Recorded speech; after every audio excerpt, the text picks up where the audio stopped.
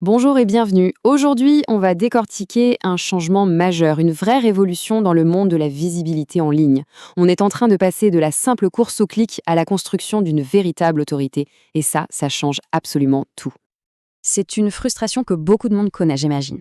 Être bien classé sur Google, en théorie, mais avoir l'impression que personne ne le voit vraiment. Les prospects n'arrivent pas et l'impact sur l'activité est quasi nul.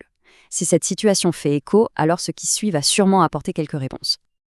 Alors autant le dire tout de suite, sans détour, les méthodes de SEO à l'ancienne, c'est terminé. S'accrocher à ces vieilles règles aujourd'hui, c'est un peu comme essayer de naviguer avec une vieille carte routière en papier alors qu'on a tous un GPS dans la poche. Ça ne mène tout simplement plus à la bonne destination. Ok, mais pour vraiment saisir l'ampleur du changement, faisons un petit retour en arrière. C'était quoi, au juste, ce fameux SEO traditionnel? Finalement, c'était un jeu très technique, une sorte de bataille contre les algorithmes. Le mode d'emploi était assez mécanique finalement. On cherchait les mots-clés les plus populaires, on bricolait la technique des pages, on accumulait des liens et surtout, on regardait son classement tous les matins comme le bulletin météo. Le but était vraiment de plaire à l'algorithme. L'utilisateur, lui, passait souvent au second plan. Et puis, tout a basculé.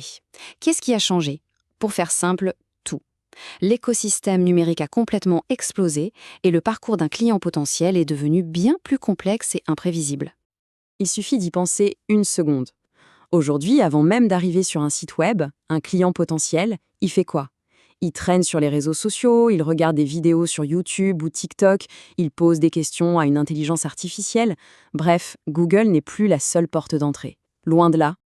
Et là-dessus, arrive ce qu'on pourrait appeler le coup de grâce, les réponses générées par l'IA directement dans les moteurs de recherche.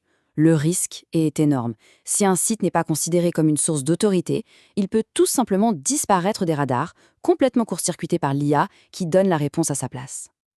Bon, le constat est un peu rude, c'est vrai. Mais la bonne nouvelle, c'est qu'il y a une solution. Il faut juste changer complètement de logiciel. Alors passons au plan d'action, à cette nouvelle vision à 360 degrés qui est nécessaire aujourd'hui. Ce tableau, il résume parfaitement le virage. D'un côté, le SEO d'hier, obsédé par les mots-clés et les classements. De l'autre, l'approche moderne, qui cherche à comprendre ce que l'utilisateur veut vraiment. Pour le contenu, on oublie la course à la longueur pour se concentrer sur la crédibilité via les fameux principes EEAT. Et surtout, on arrête de mesurer le succès en volume de trafic pour regarder ce qui compte, le retour sur investissement. Et cette nouvelle philosophie, elle tient en 3 grands piliers, très simples à retenir. D'abord, un moteur d'autorité pour la crédibilité. Ensuite, une stratégie recherche partout pour la visibilité. Et enfin, un moteur de performance pour mesurer les vrais résultats. Allez, on commence avec le premier pilier, le moteur d'autorité. Et là, il faut vraiment mettre de côté les anciens réflexes. La priorité numéro 1, aujourd'hui, ce n'est plus d'être visible, c'est d'être crédible. C'est la base, le socle de tout le reste. Concrètement, ça veut dire quoi? Ça veut dire transformer sa marque en une référence, une source fiable dans son secteur. Et pour y arriver, le guide, c'est Google lui-même qui nous le donne avec ses principes de l'EEAT. Alors ce sigle un peu barbare, EEAT, qu'est-ce que c'est? C'est assez simple en fait. E pour expérience. La personne qui écrit a-t-elle vraiment vécu ce dont elle parle? Un autre E pour expertise. A-t-elle les compétences pour en parler? A pour autorité, est-elle reconnue par ses pairs? Et enfin, T pour trust, la confiance. Le contenu est-il fiable, vérifiable? En gros, il ne suffit plus de dire qu'on est bon, il faut le prouver. Très bien. Une fois que cette base d'autorité est solide, il faut la diffuser. C'est le deuxième pilier, être présent partout où se trouve l'audience. Et aujourd'hui, cette audience, elle est vraiment partout. L'idée de recherche partout, c'est de comprendre que se concentrer uniquement sur Google est une erreur. Il faut penser à créer du contenu adapté pour YouTube, LinkedIn, Instagram, TikTok et même pour les assistants IA, tout en gardant un message cohérent partout. Et on arrive au troisième et dernier pilier, le moteur de performance. Il est absolument crucial car c'est lui qui connecte tous ses efforts à des résultats tangibles. Parce que soyons honnêtes, la visibilité qui ne rapporte rien, ça reste juste une dépense. Le moteur de performance, c'est un changement de thermomètre. On arrête de se focaliser sur des métriques un peu vaines, comme le trafic brut. On se concentre sur ce qui impacte vraiment l'entreprise. Le retour sur investissement, le nombre de conversions, les demandes de devis, l'impact réel sur le chiffre d'affaires. Et quand on s'y met sérieusement, les chiffres suivent.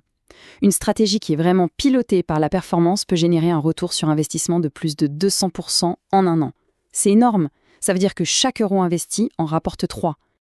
Donc, pour conclure, l'objectif ultime a complètement changé de nature. On n'est plus dans une logique de quantité et de clics à tout prix. On est dans une logique de construction de valeur à long terme.